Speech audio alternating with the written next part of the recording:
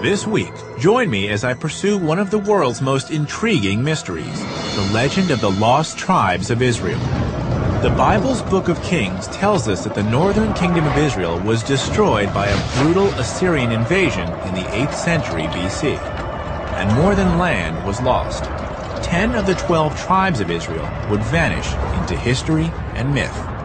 But one of these lost tribes may have survived in the unlikeliest of places. Could ancient Jews have journeyed from the Middle East to South Africa? And could these African bloodlines reach back to King Solomon and before? To find out, I'm going to trace their journey. I'll brave an Israeli war zone, fly over the African bush, and explore a 3,000-year-old battlefield and ancient cities of stone. We're digging for the truth, and we're going to extremes to do it. They're a lot bigger than the scorpions in Utah. Oh, don't worry, they get much bigger. Look at the one at your foot.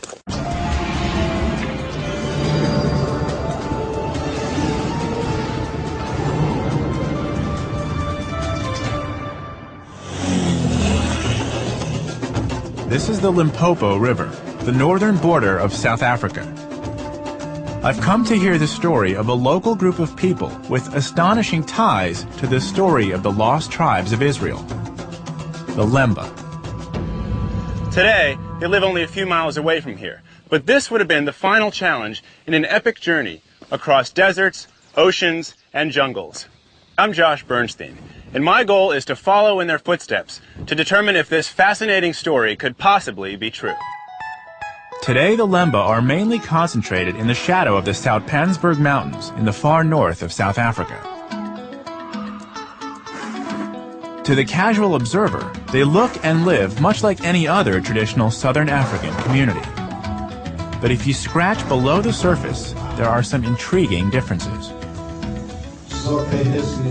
Here I am in South Africa, and there are these men wearing skull caps and talit, the shoulder wraps. You would see this in any synagogue in America or Israel, but I never thought I'd see it here in South Africa.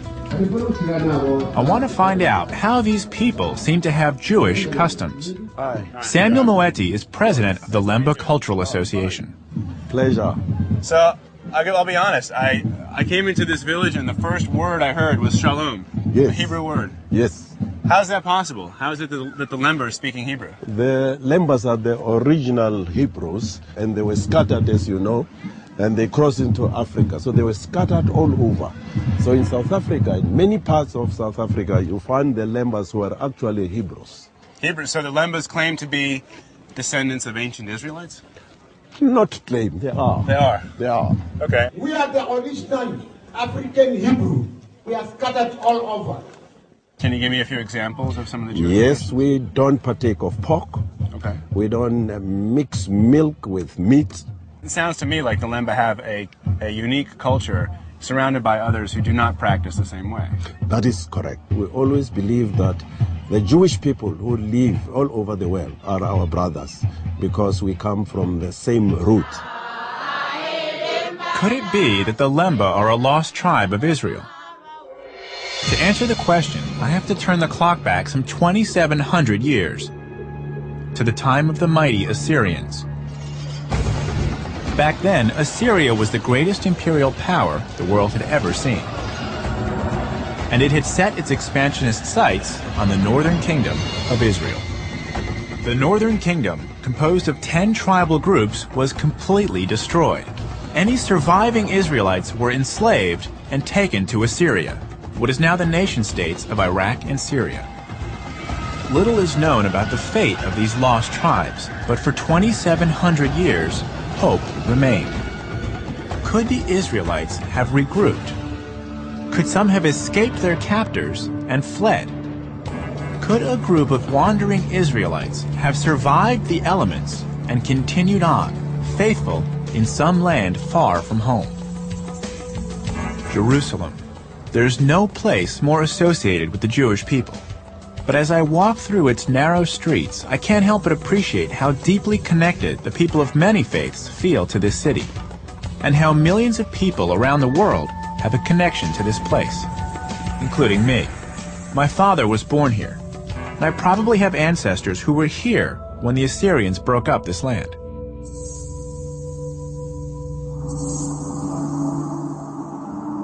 One of my relatives has told me that my grandparents are buried in this very graveyard on the Mount of Olives. I've never visited their graves before, but I've decided to try and find them.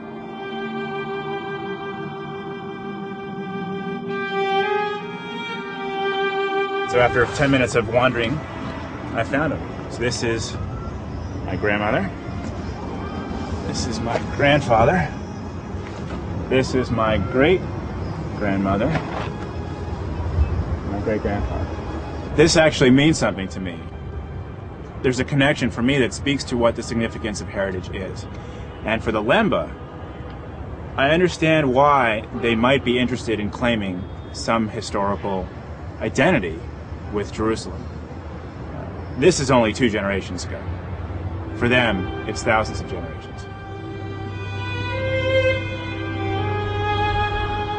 People have claimed to have found lost tribes all over the world, from Siberia to Australia. Some of the first Europeans to land in the Americas assumed the natives were lost tribes and even tried to communicate with them in Hebrew.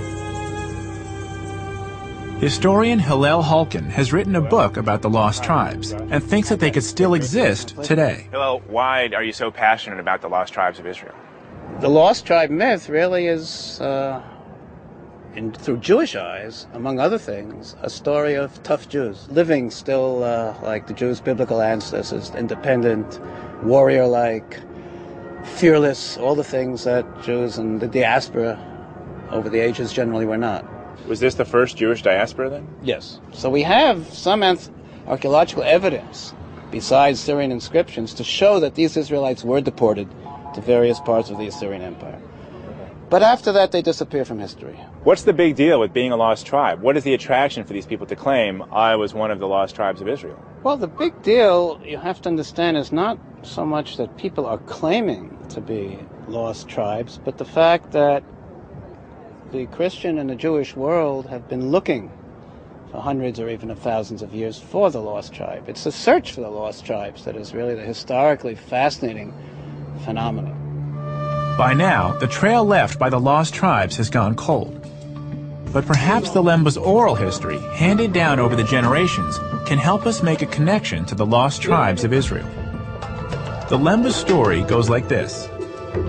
Thousands of years ago, they were forced out of Israel and settled in a place called Senna, which is believed to be the present-day Yemen.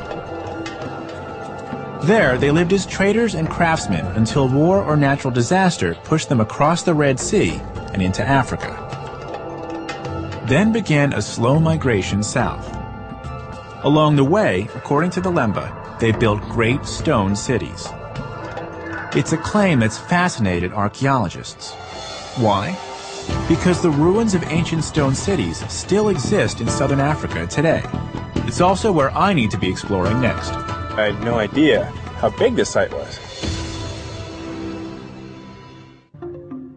I'm on the trail of an African tribe, the Lemba. They claim ancient Israelite ancestry and could just be one of the lost tribes of Israel. We are original Hebrew. Their oral traditions speak of a great journey through Africa and of the great stone cities that they left along the way. I'm on my way to see one now.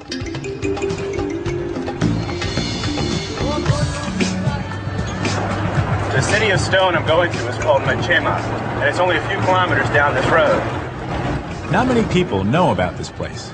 In fact, it's hidden on a huge cattle ranch, and I've had to get special permission to explore it.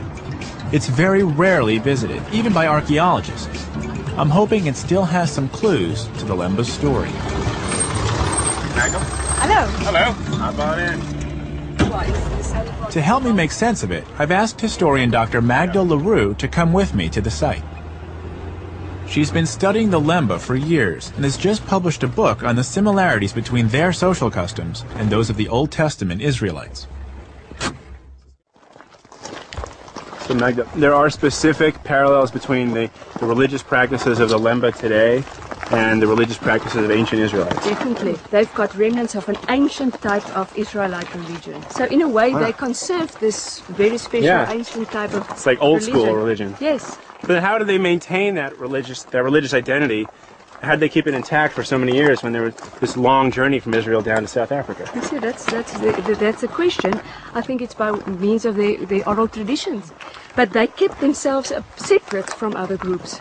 They lived with other peoples, moving with them, migrated southwards. Oh, that is one of their salient characteristics, is that they keep up their culture. They just live it. You know, Is this cultural resilience the key to the Lemba's survival during their epic journey across 4,000 miles of land and sea?